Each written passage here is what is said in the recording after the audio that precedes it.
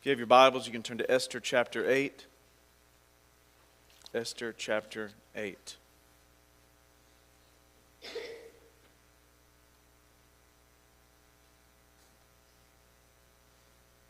Today is the end of our series in the book of Esther.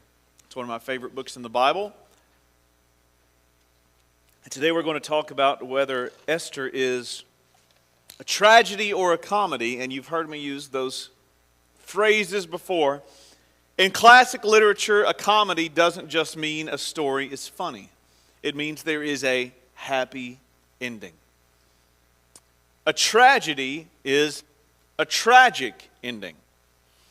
Comedies and tragedies often have big reversals. Great literature is filled with great reversals, big reversals. Take Shakespeare's plays, for example. Romeo and Juliet, where the characters' blossoming prospects of love and happiness are dashed and turned to sorrow. If you've never read that, I just ruined the ending. It does not end well. Movies also have great reversals. Not just twists or surprise endings, but a resolution that is the opposite of what is expected. Star Wars at the end, or The Fugitive. One of my all-time favorite movies has a reversal, and that's Casablanca. Raise your hand if you have never seen Casablanca. Raise your hand if you have seen it. This is a divided congregation. You people need a movie night. You need to see Casablanca. So I'll give you some hints, some clues. But just because I do this, you still need to go watch the movie. When Rick leaves Ilsa, the reversal scene is the home of three of the most famous movie quotes of all time that have kind of made their way down into our modern vocabulary. So in the final scene of the film, see, now I'm going to ruin it. Now I feel bad because that's a good movie. It's a good movie. In the final scene of the film, Rick, Humphrey Bogart, and Ilsa, Ingrid Bergman, are getting ready to escape to America together. But at the last minute, Rick reveals that Ilsa is not going to America. In fact, he has arranged for her to board a plane to Lisbon with her husband, who they thought was dead, Victor. And Ilsa cries out in distress. She's torn here. And Humphrey Bogart, playing Rick, has three of the best movie lines in history. One, we'll always have Paris. Two, here's looking at you, kid. Here's looking at you, kid. And then, once she boards the plane and Rick and Captain Louis Renault are on the tarmac, they walk off together into the night in the mist, and Rick delivers a last unforgettable line.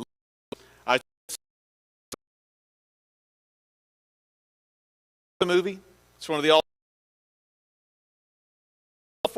literally all happened in the last 60 seconds of the film. Well, the book of Esther happen all jam-packed at the end. And the book of Esther is whether Esther is a tragedy or a comedy depends on one's perspective. For a tragedy, because all of their schemes to triumph over the hated Jews have come to nothing. For Esther, God's people, however, this is a comedy in every sense. Because they've gone from the threat of imminent disaster to a situation where everyone might live happily ever after and actually laugh at their earlier fears, laugh at the deliverance God has given them. Not laugh in a scorning way, but laugh in joy, laugh in the liberty that the Lord brings to His people. In those two descriptions, we have a microcosm of the end of the story of this world, this reality as it exists. For those who hate God and His people, the end holds tragedy and disaster, much like Haman met. But for those who love God and His people, the end holds happiness, free from fear, much like Mordecai and Esther, the Jews. It's a comedy. We've spent 8 weeks in Esther. You know the story.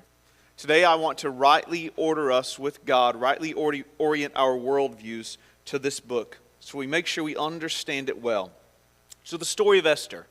It's kind of set in the 400s BC. Persia rules the Middle East. It's about 70 or 80 years before our story. They had wrestled away control of the region from the Babylonians, and they established their own empire.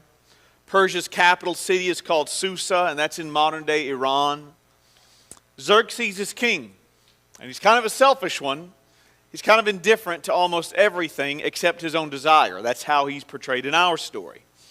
Xerxes banishes his queen because she won't allow him to disrespect her in public. See what kind of guy he is.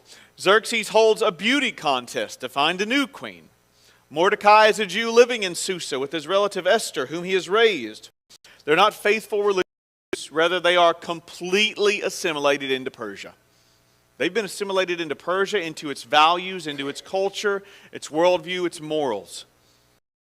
This beauty contest by following the flawed morals of Persia. And with the king, who doesn't know she's a Jew. And more, you know what it doesn't deal with?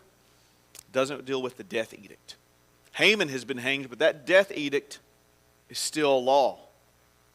That execution for all of the Jews on a certain day. It's as if Xerxes thinks by saving Esther's skin that will appease her. She approaches him again. She approaches him again to save her people. Esther chapter 8. And this is what we hear. Now write another decree in the king's name in behalf of the Jews as seems best to you, and seal it with the king's signet ring, for no document written in the king's name and sealed with his ring can be revoked. The king's edict granted the Jews in every city the right to assemble and protect themselves, to destroy, kill, and annihilate any armed force of any nationality or province that might attack them and their women and children, and to plunder the property of their enemies. That's a massive reversal. Mordecai left the king's presence, verse 15, Mordecai's left the king's presence wearing royal garments of blue and white, a large crown of gold and a purple robe of fine linen. And the city of Susa held a joyous celebration. And for the Jews it was a time of happiness and joy, gladness and honor. In every province and in every city, wherever the edict of the king went, there was joy and gladness among the Jews with feasting and celebration. And many people of other nationalities became Jews because fear of the Jews had seized them. On the 13th day, chapter 9, verse 1, on the 13th day of the 12th month of Adar, the edict commanded by the king was to be carried out. On this day, the enemies of the Jews had hoped to overpower them, but now the tables were turned. Mordecai recorded these events, and he sent letters to all the Jews throughout the provinces of King Xerxes, near and far. Verse 21, to have them celebrate annually the 14th and 15th days of the month of Adar, as the time when the Jews were their enemies, and as the month turned into joy, their mourning into a day of celebration. He wrote them to observe the days as days of feasting and joy, and giving presents of food to one another and gifts to the poor. So the Jews agreed to continue the celebration they had begun, doing what Mordecai had written to them. For Haman, son of Hammedatha, the Agagite, the enemy asked the pur, that is, the lot, for their ruin and destruction. But when the plot came to the king's attention, he issued written orders that the evil scheme Haman devised against the Jews should come back onto his own head, and that he and his sons should be hanged on the gallows. Therefore these days were called Purim, from the word pur. Because of everything written in this letter, and because of what they had seen and what had happened to them, the Jews took it upon themselves to establish the custom that they and their descendants, and all who joined them, should without fail observe these 2 days every year in the way prescribed and at the time appointed. These days should be remembered and observed in every generation, by every family, in every province, in every city. And these days of Purim should never cease to be celebrated by the Jews, nor should the memory of them die out among their descendants. This is the word of the Lord. Thanks be to God. So many reversals here. What do we see?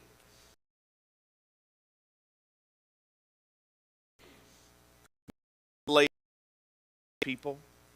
It's Haman who leaves the king's presence dressed in royal robes with riches and power. Now it's Mordecai who leaves the king's presence in royal robes with riches and power. There's a reversal of roles here. Rather than suffering in Susa, now the Jews are celebrating in Susa on the earth. The tables are turned.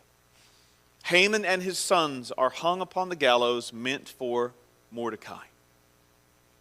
Mordecai is no longer. Now he decrees a festival to celebrate God's deliverance in this reversal of events. He's become filled with faith. It seems as if their destiny has been dealt by the roll of the dice, the pure. So Mordecai says, Purim. It's a festival of fortune. But you know, and I know, and this is Mordecai's point, you know and I know that if God is your God, then your lot is secure.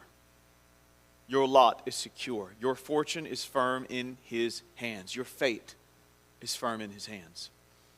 And ultimately, it doesn't matter what the empire does. God is the king of history. He's the one who brought forth every reversal of this story, even though His name is never mentioned.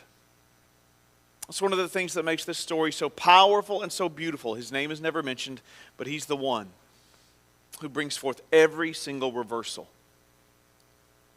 And ultimately, He's reversing all the sin, all the injustice. Whether it's a tragedy or a comedy depends on your perspective and your position. For Haman and his allies, it's a great tragedy. For those who oppose God and His people, it's a great tragedy.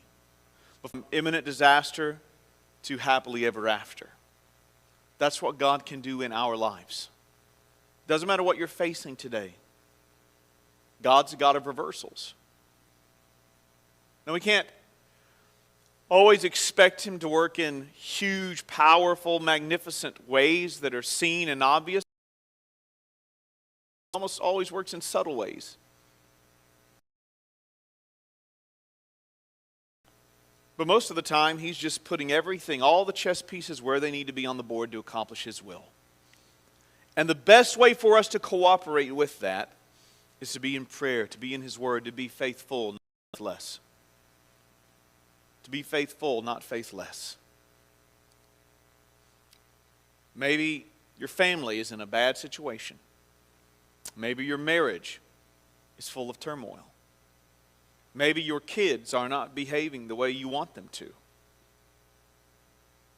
Whatever the struggle is, maybe it's on your job. Whatever the struggle is, God can see you through it. He can see you through it. He is the one who writes your fate, your future. Now, look at the world and tell me how it appears. Do the righteous hold power? Most of the time, it looks like the unrighteous hold power. From appearances, who is in charge in this book? Well, to the Jews, it looked like Pharaoh and Egypt were in charge. Let's just look at the history of God's people. To the Jews, it looked like Pharaoh and Egypt were in charge. And they're the ones with the whips. They're the taskmasters. We're making bricks without straw. Okay? Now it looks like Babylon and Nebuchadnezzar's in charge. Okay? We just skipped over the Assyrians, but yeah. How about Xerxes and Persia? Yeah, Xerxes and Persia in charge. To the Jews, to the people of God, it often doesn't look like God's in control, but that doesn't mean He's not. He is. Later, the first centuries, Caesar in Rome. It looks like the Caesars, Republicans and Democrats. And if my saying that upsets you, then you have a problem with political idolatry. Whatever. I prefer an honest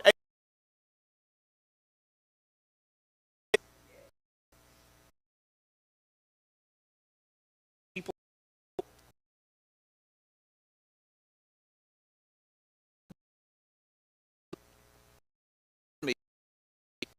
It's often